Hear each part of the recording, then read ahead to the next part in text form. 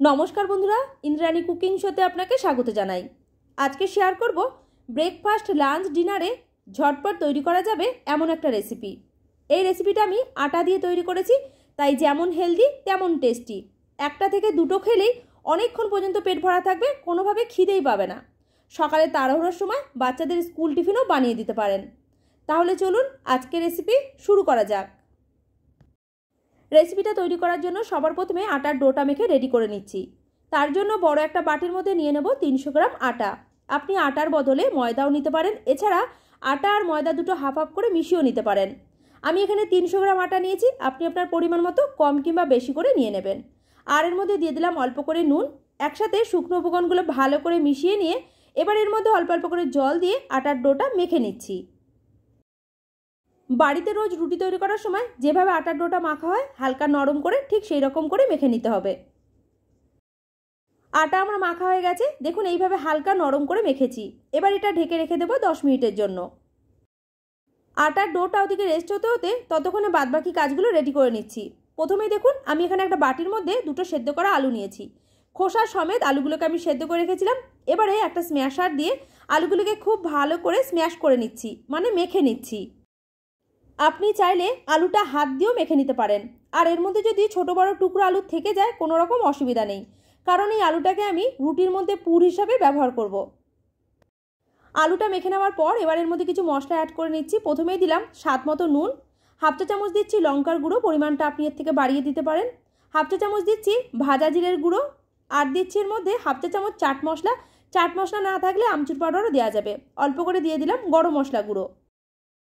এবার এই মশলাগুলোর মধ্যে সেদ্ধ আলুটাকে খুব ভালো করে মাখিয়ে নিচ্ছি। মশলাগুলোর সাথে আলুটা ভালো করে মাখিয়ে নিয়েছি। আলুর পুর আমাদের তৈরি হয়ে গেল। এবারে ঢেকে একটা সাইডে সরিয়ে রেখে দেব। আবারও একটা বড় দেখে বাটি নিয়েছি, তার মধ্যে নিয়ে নিলাম বড় সাইজের একটা কোচানো পেঁয়াজ। পেঁয়াজটা খুব ঝিরিঝিরি করে কোচানো যাবে না, একটু মোটা বড় বড় করে কাটতে হবে, যাতে দেখতেও ভালো লাগে আর খাওয়ার সময় মুখে পড়বে, খেতেও ভালো লাগবে। পেঁয়াজের পাটগুলো সব একসাথে হয়ে আছে, তাই হাত দিয়ে এইভাবে একটু ছাড়িয়ে নিলাম। এবার এর মধ্যে ঝালের জন্য দিলাম দুটো কাঁচা লঙ্কা কুচি, পরিমাণটা আপনি এর থেকে বাড়িয়ে দিতে পারেন। স্বাদ মতো দিয়ে দিলাম নুন, অল্প করে দিচ্ছি লঙ্কার গুঁড়ো, আর এর মধ্যে দিচ্ছি হাফ চা চামচ মতো আমচুর পাউডার। বাড়িতে আমচুর পাউডার না থাকলে অল্প করে লেবুর রসও দেওয়া যাবে। এবারে সব মশলার সাথে পেঁয়াজটাকে খুব ভালো করে মাখিয়ে নিচ্ছি। আটা মেখে রেখে দিয়েছিলাম, এতক্ষণে খুব ভালোভাবে সেট হয়ে গেছে। লেচিগুলো কাটার আগে আর একবার একটু মেখে নিচ্ছি। বাড়িতে রুটি তৈরি করার জন্য যে সাইজের লেচিটা কাটা হয় ঠিক সেই রকম করেই কেটে নিতে হবে। তারপরে এক একটা লেচিকে দু হাতের তালুর মধ্যিখানে রেখে এইভাবে গোল গোল করে ঘুরিয়ে নিলাম। লেচিগুলো বেলার জন্য চাকতির মধ্যে অল্প করে শুকনো আটা নিয়ে নিয়েছি। তারপরে লেচিটার মধ্যে শুকনো আটা ভালো করে কোট করে নিয়ে এবার এটাকে রুটির মতো করে বেলে নেব। একটা রুটি আমার বেলা হয়ে গেছে, এইভাবে সবকটা বেলে রেডি করে নিচ্ছি। সবকটা রুটি বেলা হয়ে গেছে। আগে থেকে ননস্টিক প্যান খুব ভালোভাবে গরম করে রেখেছিলাম। এবার এর মধ্যে একটা বেলে রাখা রুটি দিয়ে দিলাম। উল্টে পাল্টে দুপাশ যখন সেঁকা হয়ে যাবে তারপর আরও একটা রুটি আমি দিয়ে দিলাম। একসাথে আমি 3টে করে দিয়ে সেঁকে নিচ্ছি। রুটিগুলো সেঁকে নেওয়ার পর নামিয়ে রেখে দিয়েছিলাম। এবারে একটা একটা রুটি নিয়ে এই নেটের মধ্যে রেখে উল্টে পাল্টে আরও ভালো করে সেঁকে নিতে হবে। দেখুন একটা রুটি আমার তৈরি হয়ে গেল। এইভাবে বাদবাকিগুলো রেডি করে নিচ্ছি। সবকটা রুটি তৈরি হয়ে যাওয়ার পর একটা রুটিকে থালার মধ্যে নিয়ে এর মধ্যে 1 টেবিল চামচ মতো টমেটো কেচাপ ভালো করে মাখিয়ে নিচ্ছি। বাচ্চাদের এই সসটা খুব পছন্দ, তাই আমি এই সসটা দিয়ে রেসিপিটা তৈরি করছি। আপনি আপনার পছন্দ মতো যে কোনো ধরনের সস এর মধ্যে দিতে পারেন। এরপর এর মধ্যে দিয়ে দিলাম আলুর পুর, যেটা আগে থেকে রেডি করা ছিল।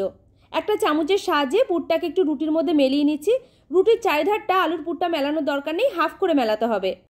আর এর মধ্যে দিয়ে দিলাম মশলা পেঁয়াজ, অল্প করে দিচ্ছি ধনেপাতা কুচি। এবারে রুটিটাকে এইভাবে মুড়ে নেওয়ার পর হাত দিয়ে একটু চেপে দিচ্ছি, যাতে রুটিটা ঠিকঠাকভাবে সেট হয়ে যায়। দেখুন একটা আমাদের রেডি হয়ে গেল। আর রুটিটা দেখতে দেখুন কতটা সুন্দর লাগছে। একইভাবে সবকটা আমি রেডি করে নিয়েছি।